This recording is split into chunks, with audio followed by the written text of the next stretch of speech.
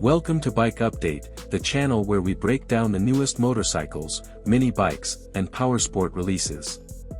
Today we're taking a closer look at the 2026 Coleman CT200U, a model that's already getting attention for improved performance and design upgrades.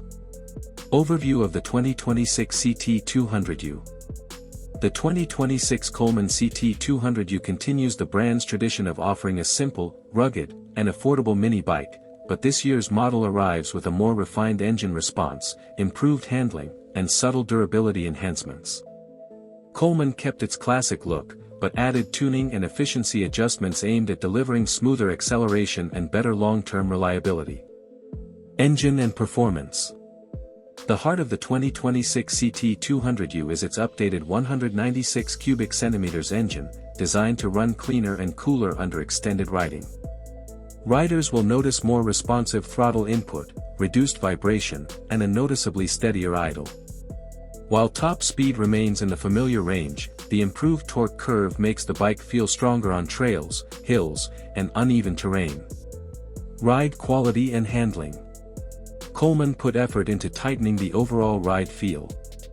The frame geometry remains unchanged, but the suspension and steering feedback are more balanced than previous versions.